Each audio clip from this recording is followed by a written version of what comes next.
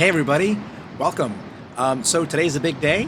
I am flying from JFK this evening to Madeira, Portugal. It's a red-eye flight. I've got my bags packed. Most importantly, I've got my camera gear packed. You can hear all the noise in the background. I do live in New York City, broadcasting live from my balcony. So you're hearing all the sounds of this lovely city. But all of this will be a distant memory very, very shortly. And we will take a trip to Madeira, Portugal. So if you're ready, I'm ready. Let's go.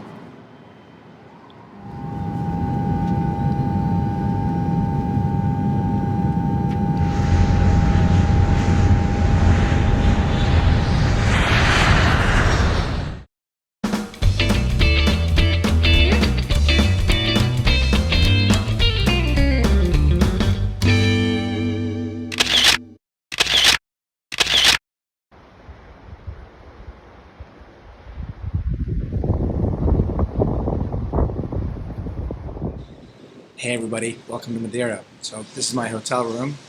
Gorgeous view here of the sea. That is a view looking due east. So somewhere in that direction is Casablanca.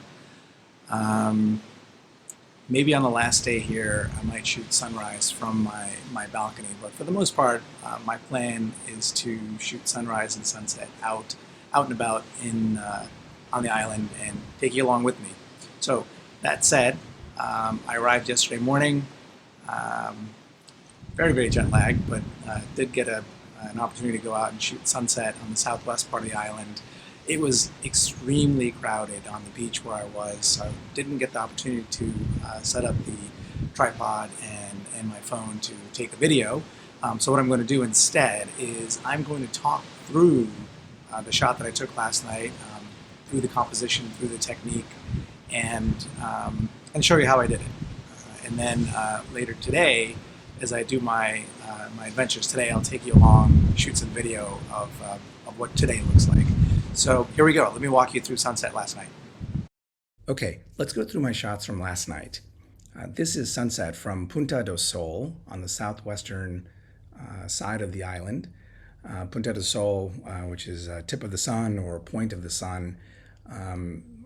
That's where I shot sunset. As I mentioned, it was really, really crowded. So I didn't have enough space to set up my own camera as well as another tripod and camera to film me. So let me walk you through this.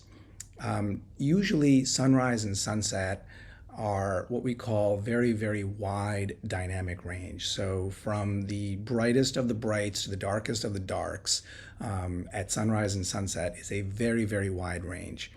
Our eyes are actually accustomed to this, and our eyes have an exceptionally wide dynamic range, which means you can see detail in the bright sky and details in the darker foreground at the same time.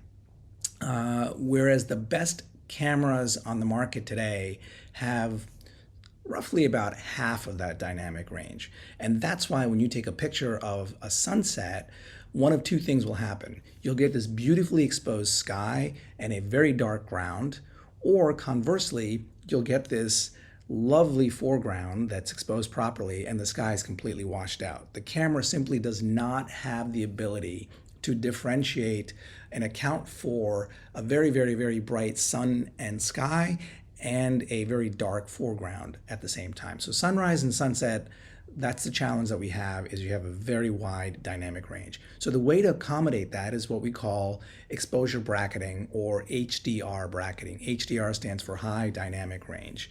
And what you're trying to do is you're trying to mimic what the human eye can do. And the way you do that is you take a series of shots, as I've done here. And you can see that in this particular case, it's a very dark photo, right? You can't see anything on the ground. You can barely see anything in the sky, but you can see that very bright sun, and you can see the sunburst streaks of sunlight coming off of the sun, right? So this is a very, very dark exposed photo, essentially capture the brightest of the brights. You're probably thinking, well, it's a very dark photo. How is this the brightest of the brights? Well, if you think about it, right, you don't see the rest of the scene here. You don't see the dark foreground. What I've done is I've isolated the brightest parts of the scene, which are really the sun, the aura around the sun, and the sunbeams. That's the brightest part of the overall scene, and that's what we're seeing here. So this is the brightest of the brights. So moving from here, a little bit brighter, a little bit brighter again, brighter still, and then there's the brightest of the overall sequence. And so here I've captured as much as I can of the darkest part of the photo, which would be the foreground and the rocks and so on. Now you're probably wondering, I could have gone more, right? I could have opened up the exposure more, because the rocks still look pretty dark, sure. But I could, I knew by looking at the histogram and the exposure values that I had enough here, that the camera was able to see enough detail in the dark rocks that I didn't need to take any more. And so I stopped here after the sequence of 5. So now let me talk a little bit about how to make the adjustments in this HDR sequence. Right, so we know that there are 3 components to setting an exposure. You've got your shutter speed, you've got your aperture, and you've got your ISO.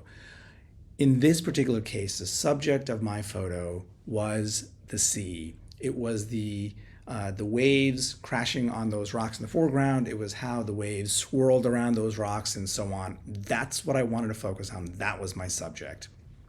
Generally, when you're trying to slow down moving water, you want to use a slower shutter speed. Waterfalls, usually can be maybe a quarter of a second to half a second or so. To a river, it might be a slightly different shutter speed. In this particular case, for the sea, somewhere between 1 second to 2 seconds is about the right number. That's the sweet spot for being able to capture movement and swirling of water. That's going to depend. It depends on whether it's a storm that's going on and the sea is moving faster or slower. In this particular case, 1 second was the sweet spot, and that's where I set my shutter. Now, when you're adjusting in this particular case, as I said, exposure bracketing, you need to change one of your parameters, to increase or reduce the exposure from sequence to sequence, right? But knowing that the subject of this photo was the sea, and knowing that 1 second was the magic number, I couldn't adjust the shutter. Every shot had to have 1 second of shutter speed. So that was fixed. That left me with aperture and ISO.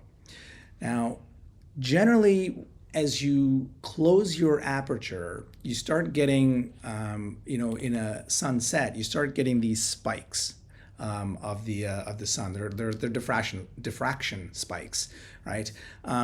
In this particular case, this is f8. If I had gone to f11, it would have increased. If I'd gone to f22, they would have been very, very distinct. I chose f8, but knowing that I had taken this shot with f8, I had to keep all of them at f8 because I didn't want, since I'm going to be combining these shots, I didn't want some shots with a fuzzy diffraction pattern and some with a very, very distinct diffraction pattern. So all of them were set at f8. And you can see right here, my shutter speed right here is at 1 second. My aperture is set at f8. And so both the aperture and the shutter speed were fixed for for all of these shots, and that only left me with one variable that I could control, and that was the ISO. So this shot, where I was capturing the brightest of the brights, was shot, as you can see, at ISO 50. And then moving on, I went to this next one where I increased the aperture 3 steps to ISO 125, 3 more steps to ISO 250, 3 more steps to ISO 500, and finally, the last one where I was capturing the darkest of the darks was shot at ISO 1000, right? So I'm introducing a little bit of grain, not significant, at ISO 1000, But at the end of it, when I'm done with all five photos, combining them, I'm going to run them through Topaz Denoiser and take out all of the noise in the scene to give me as clean of a final image as possible. Finally, here is the finished, edited, and processed shot of sunset last night. I've taken the five series of high dynamic range exposures that we just walked through, combined them into this final shot, ran them through a denoiser to reduce the noise. I have pulled out some of the colors that were evident that we didn't see in the raw, because as I mentioned, raw files tend to be muted, washed out, dull, and the color pixels are in there. We just, as photographers, then need to pull them out. So it usually helps to have a very good mental image of what we saw. Sometimes you can take a picture with your smartphone to remind yourself of what the scene looked like. So here, I'll just call out some of the things that I mentioned earlier. You can see the, if I push this into full screen, you can see down here at the bottom the movement of the water around these rocks, right, that I've captured. I've also pulled out the shadows and the contrast in the rocks, and you can also see the color that's in the sky, which we didn't quite see in some of the washed out sunset photos, right? So I've been able to combine all of those and pull those out, and maintained the visual effect of the sunbeams here. So in a nutshell, that is how we do exposure bracketing, or high dynamic range bracketing. So this again is sunset from Punta do Sol in Madeira.